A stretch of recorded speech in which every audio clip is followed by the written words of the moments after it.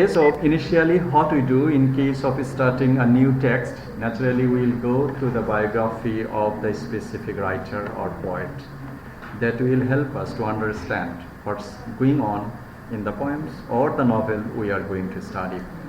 So in this regard we will see this man, his name is William Wordsworth. And William Wordsworth, as I have said, that William Wordsworth is an important personality regarding romantic literature, and especially for the publication of the joint venture's book, that is Lyrical Ballads.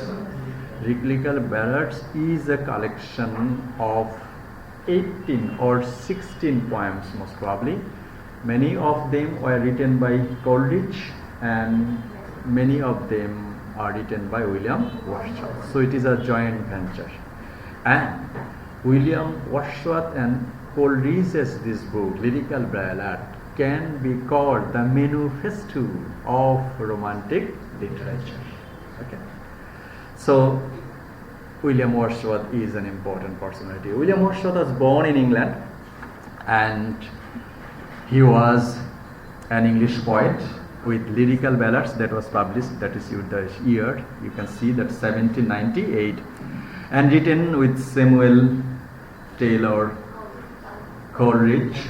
Coleridge helped launch the English romantic literature. So, okay, romantic, after the French Revolution, all Europe and the other parts of this world, they were flourished with the ideals of romantic movements.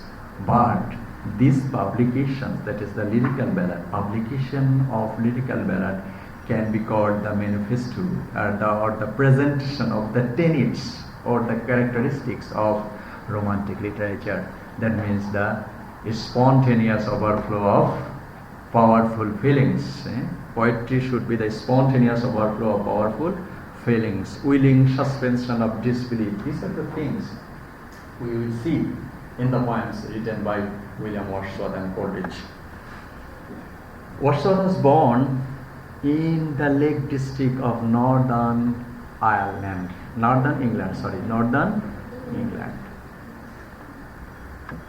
This is the image of Lake District. Some of you, most probably he or she, said that love of nature is one of the tenets of romantic literature. You see the picture, the scenic view, especially if you see. Once upon a time I visited Rabindranath Tagore's Kutibari in Shillong, and we got up to the 3rd floor, and there is a canoe over there. একটা ছোট নৌকা সেখানে টাঙানো আছে। And যখন রবীন্দ্রনাথ ঠাকুর সেখানে জন্মগ্রহণ করেছিলেন, তখন সেই নদীটা একদম কুটিবাড়ির পাশ দিয়ে প্রবাহিত হচ্ছিল, এবং ওই উপরে যে বসার জায়গা, সেই চাঁদের রাত্রে নদীর কুলু কুলু ধ্বনি, তারপরে ওখানে বসে যে উনি সাহিত্য রচনা করেছিলেন, that will create, nature can create influence to the writers and to the creative minds to be a writer. Okay. So our poet William Wordsworth was born in such a place full with natural beauty. That is the place, that is the Lake District. And this man, over there, he was born. So you see the picture over there? Okay. So the Lake District, and also another view. Okay. And naturally in this place, and for this here I can say I have said one of the characteristics of romantic literature, that is love of nature. Love of nature is the main focus of William Wordsworth poems. Okay.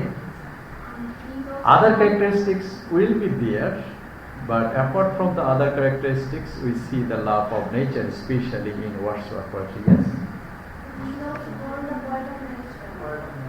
Yes, he is also called the poet of mysticism as well. Okay, so we will see that this is the, and you see another picture. Is it raining? Oh my gosh. Okay, so he was born in this beautiful place. That's the name of the Lake District of Northern England. The second of the 5 children of the modesty prosperous estate manager. That means Wordsworth's father was a estate manager, and he was one of the 5 children of his parents. He lost his mother when he was only 7, and his father when he was only 13. Okay, naturally we see in the biography of great writers. Okay, so William Wordsworth lost his father at the age of his 13 and mother in 7. And upon which the orphan boys were sent off by guardian uncles to a grammar school at Hawkstead, or you can say the name of a place, Hawkstead. If you pronounce it in 2 different ways, Hawkstead, a village in the heart of the Lake District, Hawkstead. So in this Lake District, this is a village where William Wordsworth was born. Okay, so and at Hawkstead, Wordsworth received an excellent education in classics and literature and mathematics as well. But the chief advantage of him there was the chance to indulge in the boyhood pleasures of living and playing in the outdoors. Okay. So childhood memory can enrich everybody. Okay. At present, you see, who were born in villages and brought up in villages, actually in the villages, play will go out and they will play all day long. They will be swimming, they will be riding on bicycle, they will be playing cricket and some other things. Especially, they will be playing with nature, close to nature. Yeah. And that's the chance our writer William Wordsworth got when he was brought up in the Lake District, the village. He had an attachment, and that attachment started from his boyhood, the attachment with nature. He got the chance to play with nature, the outdoors activities. That is William Wordsworth. And the natural scenery of the English lakes could terrify as well as nurture, as Wordsworth could later testify in the line, I grew up fostered alike by the beauty and by fear. Okay? But it's generally benign. Nature, what is the characteristics of nature? Okay? একটা ছোট গল্প আছে নিম গাছ নিয়ে, সবচেয়ে ছোট গল্প, যে নিম গাছের নিচে ছায়া দেয়, নিম গাছের ডাল ভেঙে নিয়ে যায়, কিন্তু নিম গাছের কেউ যত্ন নেয় না। হ্যাঁ, এবং সেই নিম গাছটির অবস্থা কার মতো? বাড়ির বইয়ের মতো। Okay, so what is the characteristics of nature? Nature will give you without any hope of return. In return nature will not require you anything, that yes, I will give you shade, in return you will give you money, টাকা দিবেন, এরকম তো চাই না। Okay, so nature, so William Wordsworth found nature benign, kind, benevolent, gentle, okay, and a guardian-like appearance of the nature. So nature was all to William Wordsworth. So the aspect gave the growing boy the confidence of articulated in one of the first important poems, lines composed a few miles above Tintern Abbey. He wrote this, namely, that nature never did betray, that nature never did betray the heart that loved her. How many tourist locations are there in Bangladesh? কতগুলো tourist location বাংলাদেশে আছে? অগণিত, approximately 50, 100।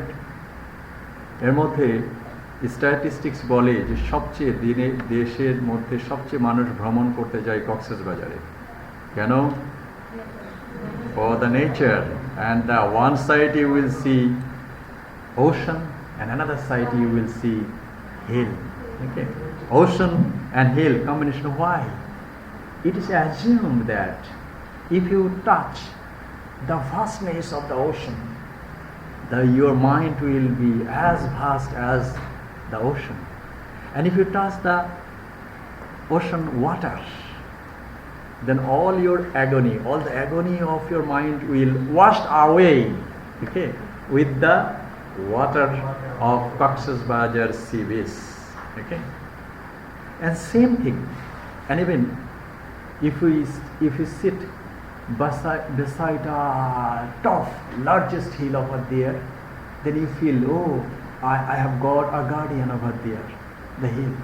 And for this reason, if you look towards the sky for a certain moment, 1 minute or 2 minutes, আমাদের অত সময় নেই এখন আকাশ দেখার, মোবাইল দেখতে দেখতে সময় শেষ, কখন দেখবো আকাশ। এজন্য বলা হয় it is advisable that in some time, 1 minute, 2 minutes or 5 minutes, you will be looking towards the sky and you will be doing nothing. You will start hovering in your mind that you are feeling happy. And same thing William Wordsworth said in his poetry, that nature never betray the heart who loved nature. Okay, so if anybody loves nature, in return his agony of mind will be released. Okay, and for this reason William Wordsworth can be called the poet of nature, and nature is all in his poem. We will see that is, nature never did betray the heart that loved her. Wordsworth moved on in 1787 in St. John's College, Cambridge, and repelled by the competitive pressures there, he elected to idle his way through the university, persuaded that he was not for that hour nor for that place. ক্যামব্রিজে পড়তে গিয়ে সেখানকার pressure বা কোনো কিছু তার আর ভালো লাগবে না। Excuse me sir, excuse me sir, excuse me sir, it's not necessary to take pictures of this. I will be sending all these reading materials to your email address. Okay, so and for this reason I asked you to put your email address. Okay, through the conversation, every reading materials and others, সময় কোথায় বই কেনার, ওকে, এজন্য আমি insist করি না যে আপনাকে বই নিয়েই আসতে হবে। ওকে, এজন্য আমরা রিডিং ম্যাটেরিয়ালস, বই এবং যতগুলো স্লাইড পড়াবো সবগুলোই আপনাদের ইমেলে চলে যাবে। এবং এটা কখন যাবে? যেদিন ক্লাস তার আগে যাবে। ওকে, ক্লাসে, তার মানে হলো ক্লাসে যেন ওই জিনিসগুলো আপনারা পড়ে আসলে একটা আইডিয়া জেনারেট করতে পারেন। ওকে, আজকে তো ছিল না, বলতে পারেন যে আজকেরটা তো স্যার পাইনি, আজকে তো ইমেল অ্যাড্রেসই পাই নাই। ইমেল অ্যাড্রেস পাওয়ার পরে এটা যাবে। So it's not necessary to make pictures of this slide. And another thing is that without the declaration, আমি যদি না বলি, আমি যদি অসুস্থ না হই বা হই, ক্লাস হবে। হ্যাঁ, সো সিয়ার্স, ফাহিম অ্যান্ড গুঞ্জন, কথা মানে ফোন করার দরকার নাই যে স্যার আজকে আগামীকাল কি ক্লাস হবে কি না, এটা করার দরকার নেই। যদি মানে ক্লাস হবে, ওকে, ঝড় বৃষ্টি বন্যা শীত যাই হোক, ওকে, যদি আমি সুস্থ থাকি। Okay, so that would be there. Cambridge, he went to Cambridge, William Wordsworth went to Cambridge to study, but he was not fit for the study. সব কিছু ভালো লাগে না তার, উনি সেখানে কি was not fit for that. And the most important thing he did in his college, that means college years, was to develop his summer vacation in 1790 to a long walking tour through revolutionary France. Yeah, actually what do we do in case of Asian culture? We accumulate money. আমরা টাকা জমাই কার জন্য? আমাদের সন্তানের জন্য, even for our daughter and son, even great granddaughter, even for the great granddaughter. But the people of Europe, they don't accumulate money. They accumulate money to have a good summer vacation. Okay. For the year, they will be accumulate money and they will go for a vacation. Okay. So our writer went to study in Cambridge, but without studying over there, he accumulated some money and went to have a tour. Where? The France. The France was the center of the French Revolution, and French Revolution was in 1789. That is the last year. Okay. So there, 1789. That was the final day of French Revolution. And in 1790, our writer William Wordsworth started a tour. What type of tour? Not a tour by bus, not a tour by train. It is a walking tour. And he went to the Bastille Fort over there. Walking tour through the revolutionary France. And there he was caught up in the passionate enthusiasm that followed the fall of Bastille. Yeah? একটা এল লিখেছেন নাকি দুইটা এল তাহলে? বাস্তিলের বানানে Bastille লিখতে বলেছিলাম দুইটা এল. So the fall of Bastille, the storming of the Bastille, a medieval fortress and the prison in Paris in 1789 marked a pivotal moment in the French Revolution. That is the peak moment. At that time, the revolutionaries, they went to the Bastille Fort and get the prisoner free. And after that, the French Revolution started and ended in 1789. And there our writer went by walking on foot. He went there from where? Towards France. From Cambridge থেকে কোথায়?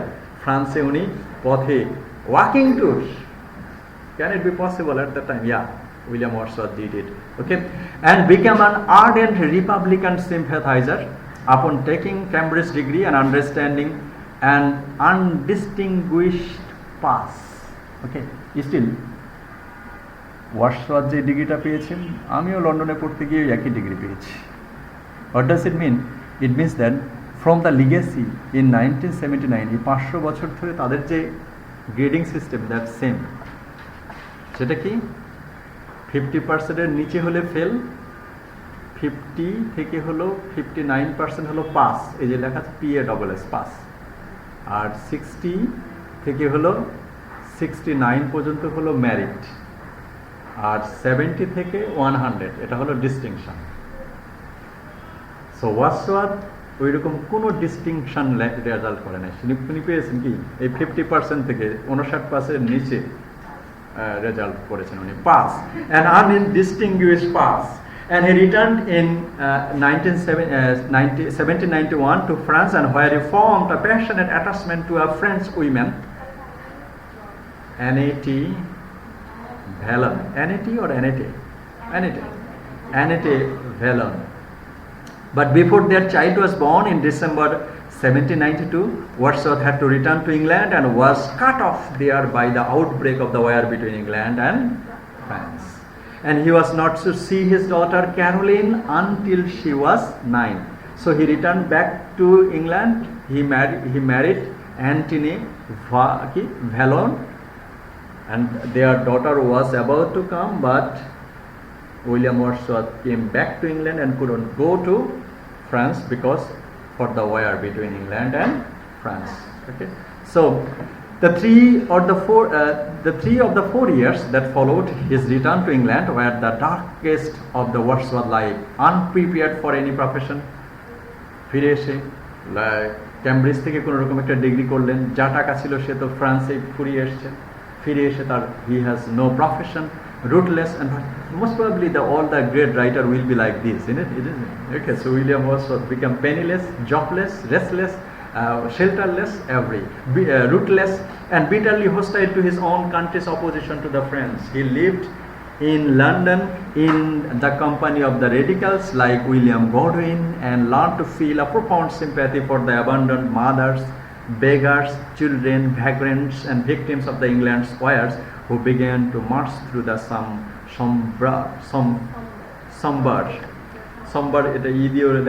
somber poems he began writing at this time.